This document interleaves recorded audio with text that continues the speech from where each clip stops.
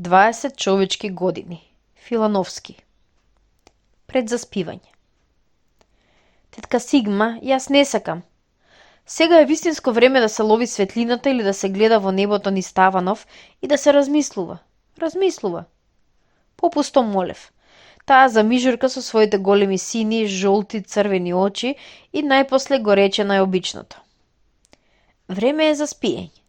Набрагу ќе дојде време за спиење и раскажи ми за денес. И, распуштајќи ги тивко своите стрелки, таа се приготви да слуша. Тогаш добро. Еве, цели 8 години, а јас веќе имам 13, не е шега. Секоја вечер јас раскажувам за својот ден. Во последно време јас не сакам да зборувам за се, како што било. Не знам зошто. Порано ми беше полесно. Позавчера тетка Сигма ми го даде мојот најправ расказ. Толку смешно.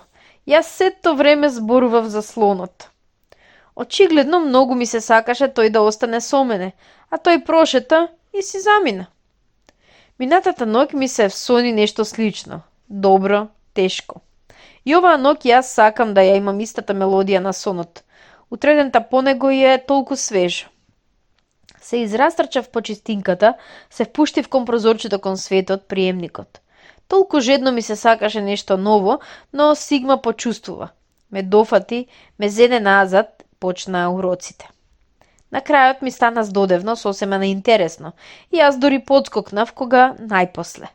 Дојде мојот сакан миг, срамнување на гравитацијата и времето.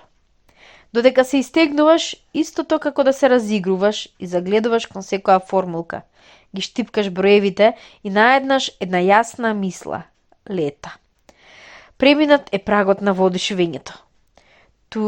Толку недостични работи можат ти се чини сега да бидат дофатени. Ах, таа Сигма. Ги натокмила минутите, ја свати измореноста. И за миг ги раствори напрегнатите мисли до хаосот на шареноликите, веселите, пријатните мислички. Се погрижи, блажено, изнемоштено и изморен ме праќа на реката. Што мрмориш, Сигма? Зарем јас ги преминувам границите на слободната послушност? И нема сонливо да се прозеваш, јас самиот знам, ке спијам. Летаме на месечината. Ние со Алина летаме на месечината. Утре рано. Веќе е решено. Зборувајќи искрено, мене тоа и не ми е многу поволја, но се чини дека ни тоа да имаш преживеано веќе 12 години, а да не си појден на месечината. Сам треба да погледаш какво е небото таму, како плови ни вселената нашата топла земја. Но зарем не може да ми се паднеше да летам не со Алина, туку со Тонка, која... Молча. Петка ќе раскажува на Тонка за олимписките. Ќе ја подари. Ништо особено. Неколку од своите полуживи фигурки. Тие незе секако можат да и се допаднат. Таа е чудна. Еднаш рече, кога ќе пораснам, јас ќе си одберам за себе долги усни. И ми покажа какви. Зошто? Јас кај себе си нема ништо да менувам, освен името. Сакам тоа да изгледа како две ноти што повикнуваат. И некој далечен ќе ме повикува мене. Со месечината ништо не стана. Се разболев. Многу редок и глуп случај. Ни самиот не знае во што е работата. Та јас уште ниеднаш не сум бил болен. Ни децата, познатите исто така. Веднаш после ручекот ми стана некако тешко во градиве. Ни ручекот не ми се допадна, но јас тогаш не обрнав внимание. Легнав и тивко ја замолив тетка Сигма. Послуша. И еве таа се растревожи, се размрда, почна некако жаловито да звони, да свири и сета се тресеше, божем плачеше. Набрагу стаса една од живите воспитачки. Таа истраша и го доведе кај мене Кет темниот, кој постојано се крие зад Сигма. Во детството јас мислев дека тој живее тихо. Го викав молчаливо. Ми се чинеше дека нему му е здодевно со нас и додека јас спијам, Сигма му раскажува стари сказни. Молчаливкото Кет прво оживеа. Ме заплисна со студенина, а потем поснагава ми поминаа иглички. Ми стана топло, горешто и јас задремав. Потем се нишка во градината. Кинев росни вишни. Ги гонев жеравите низ небото. Слушав чиста музика. Скоро го заборавив своето време. Гравитацијата и месечината. А на Тонка се разбира јас помислував. Ги натерав своите мисли да погледнат во полната дламина на незините очи. Добро е. Само таа да не дознае за тоа. Ми е срам. Ние сме во кристалот. Чувствувам, дедо ми Рам мене ми е најблискиот. Јас него исто така го сакам најповеќе од сите. И зошто тогаш Сигма се буни? Кога полетуваме ние во светлината, испраќајќи и далечни поздрави, за да забележи таа каде сум јас и што сум јас. И каде уште не сме пошле ние. На дното од океанот одвај се забележуваат контурите на дворецот на животот што расне. Некогаш подоцна тој ќе заблешти со преливи. Милионите силни и будни мечтатели ќе почнат да ги бараат новите патишта на животот. А ние уште го слушаме шкрипањето, свирежот, лупањето, звонењето на грамадните зданија во кои скоро и да нема луѓе. Понекогаш ние ќе отпатуваме во старите, тесни мрачни градови. Кога бев сосема малечок, ние видовме, сега не можам да устанувам на вистина или на некоја слика, една матна приказна. Сигма нема да може да измисли таква ни за милион години. Еден маж, облечен грубо и со блесок, го тепаше еден друг со тупаници. Потем со корбач. Овој што го тепа, молчејќи ја лижеше крвта од усните. Дедо Рам, зарем тоа навистина се случило? Неодамна ние пак се загледавме во кристалот. Огромните површини на кристалот не само што ги огледуваат во себе облаците и заради сонцата, звездите и шумите, сето тоа некако се сместува, се наредува, се движи Божем како со тоа да управува некоја уметничка душа. Заради тоа многомина се загледуваат во него во пролетните утра и во тивките есенски приквечерини.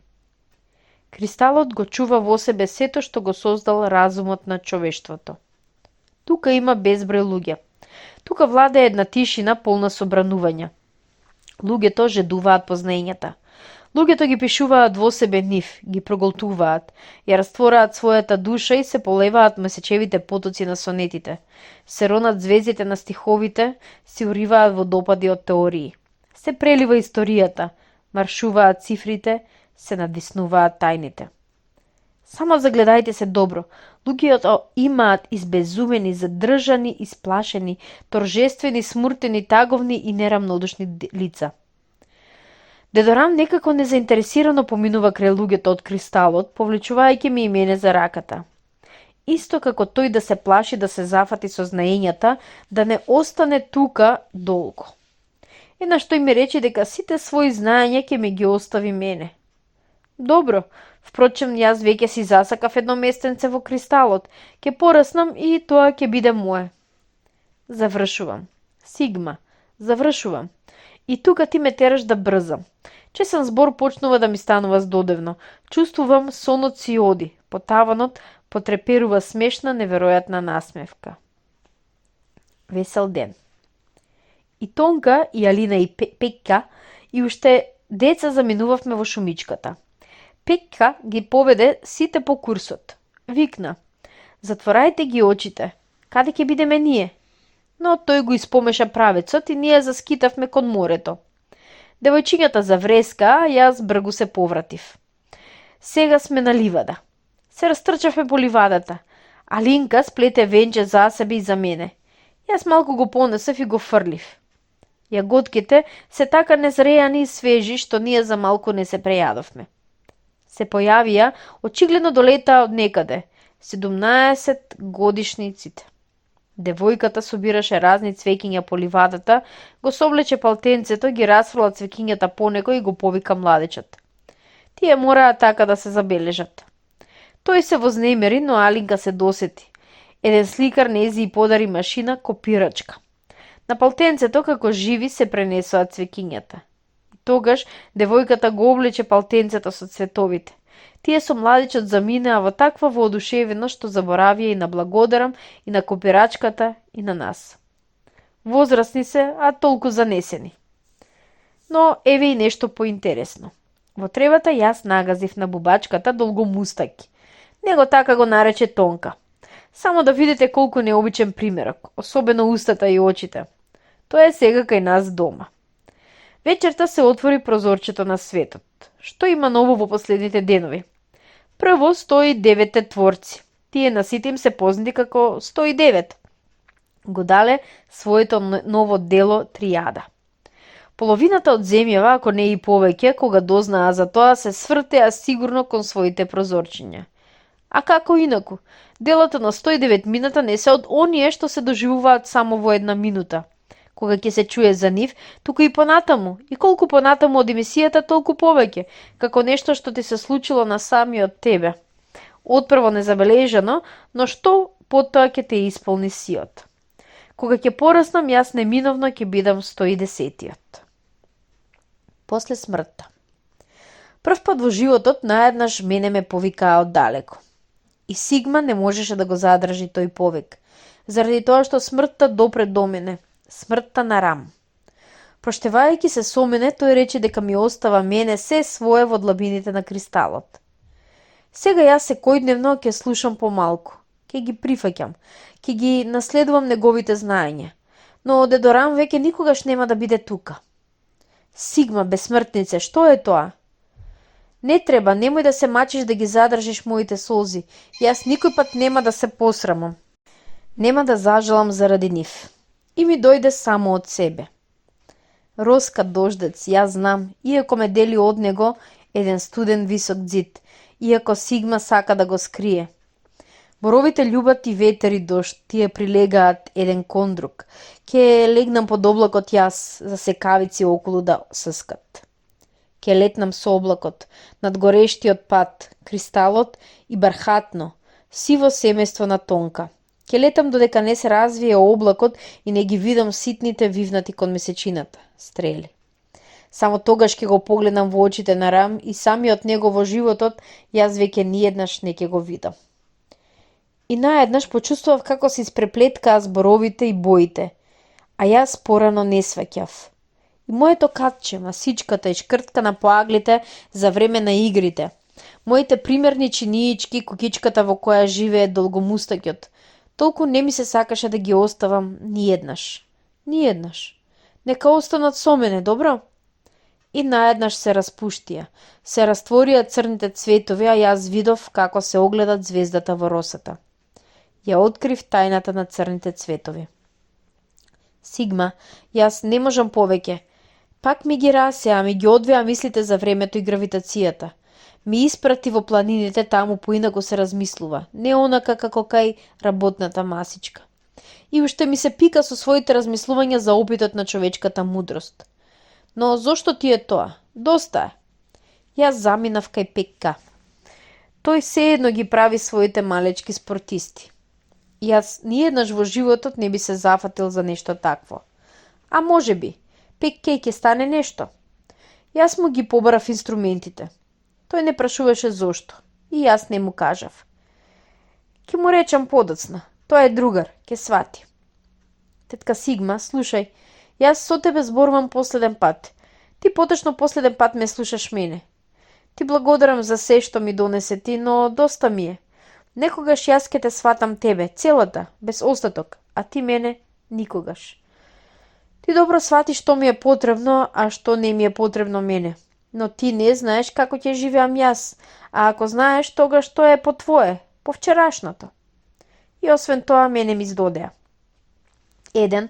Да го совладувам малиот енциклопедиски курс. 2. Ретко да се гледам со Пекка и со Тонка. 3. Скоро ништо да не правам за човештвото. 4. Да го пазам режимот од првиот ред. 5. Да ги носам заедничките костимчиња. И 6. Вечно да го чувствувам врз тебе твоето внимание. Прости, Сигма, но инаку не можам.